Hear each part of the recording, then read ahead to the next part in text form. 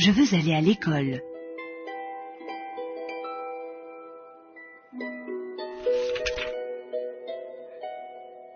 Il était une fois une famille très pauvre, vivant au cœur des champs et des pâturages.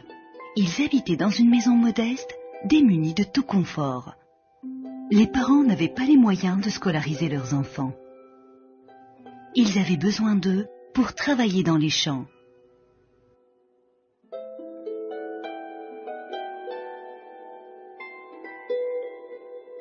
Leur fille de 8 ans, Roqiya, se levait à l'aube tous les matins afin d'aider sa mère à traire les vaches, aller puiser l'eau et conduire le troupeau au pâturage. Elle était malheureuse et enviait beaucoup ses amis qui prenaient chaque jour le chemin de l'école.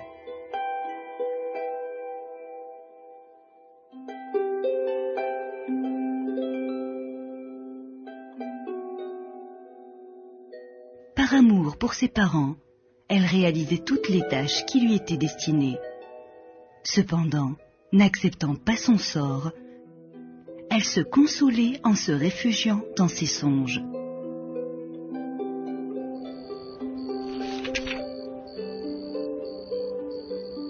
Un soir, alors qu'elle dormait, elle fit un rêve dans lequel elle était médecin et mettait toute son énergie pour guérir les malades. Mais alors qu'elle prodiguait des soins, elle fut dérangée par la voix de sa mère qui la réveilla. « Ma chérie, réveille-toi, il faut aller travailler. »« Je suis occupée, maman. Ne vois-tu pas ce que je suis en train de faire?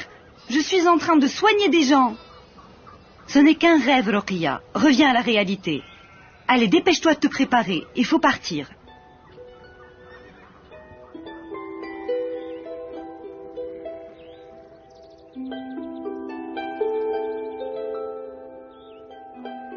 Roqiya n'eut pas le choix. Encore imprégnée de son rêve, elle conduisit le troupeau au pâturage.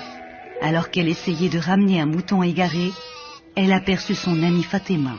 Son cartable sur le dos, se dirigeait vers l'école. Elle eut le cœur serré et fut saisie de révolte. Elle ne pouvait calmer sa colère. N'osant abandonner le bétail, elle prit la décision de le ramener à la maison et fit part de son souhait de s'instruire à sa maman. Sa demande fut accueillie par un refus catégorique. Roqiya, attristée, s'isola. Elle décida de refuser d'aider ses parents tant que ceux-ci l'empêcheraient d'aller à l'école comme toutes ses amies.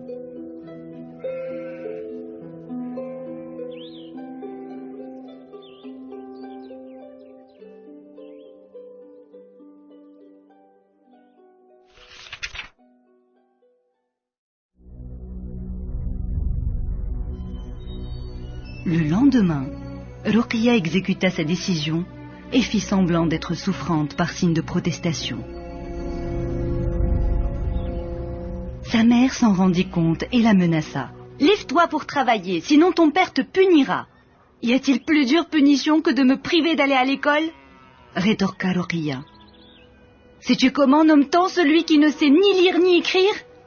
Ne l'appelle-t-on pas analphabète? Ne connais-tu pas le dicton qui dit « Le savoir est lumière et l'ignorance est obscurité » ?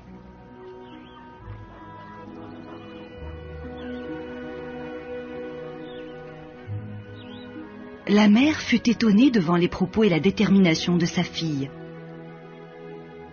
La voyant malheureuse, elle décida de faire tout son possible pour persuader le père de scolariser leur fille.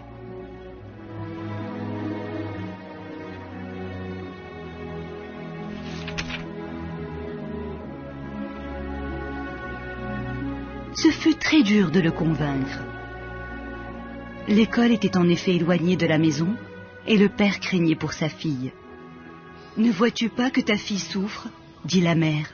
« Donne-lui sa chance et inscris-la à l'école. » Aucune femme de ma famille n'y est allée. Elles n'en sont pas plus malheureuses. Et ce n'est pas le travail qui manque ici. Pourquoi devrais-je la laisser y aller? Qui sait ce que l'école pourra faire de ta fille? Elle est intelligente, ne le vois-tu pas? Offre-lui un avenir meilleur. Tu me demandes l'impossible, mais je vais y réfléchir.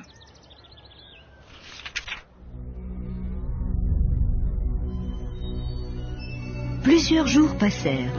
Ruqya refusait toujours de sortir.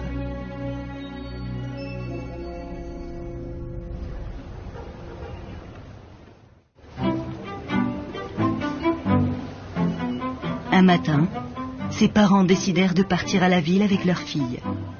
Quelle ne fut pas sa surprise quand ils rentrèrent pour la première fois dans une librairie. « Bonjour, dit la libraire. Que puis-je faire pour vous ? Il nous faut des cahiers, des livres et stylos. Tout le nécessaire pour la rentrée scolaire, dit le père. À votre service, monsieur. Je vous prépare tout cela. Devant le sacrifice que son père s'apprêtait à faire, elle eut les larmes aux yeux et l'enlaça tendrement. Son rêve se réalisait enfin.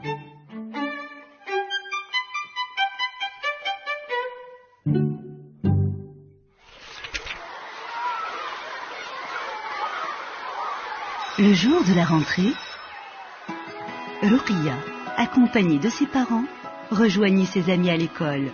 La petite fille était heureuse. Elle voulait être la meilleure pour que ses parents soient fiers d'elle. Elle étudia toute l'année avec persévérance et devint la première de sa classe. Son père prit alors conscience de l'importance de l'école pour ses enfants.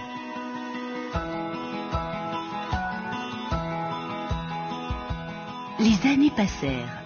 Ruqya fit de brillantes études et réalisa ainsi son rêve d'enfance de devenir médecin.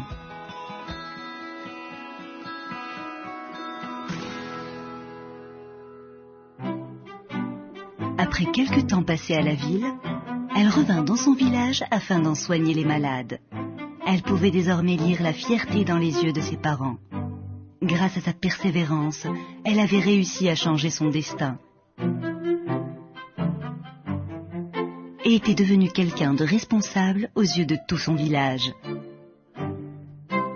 Elle choisit ainsi de donner de son temps à ceux qu'elle aimait et d'encourager les familles à mettre leurs filles à l'école.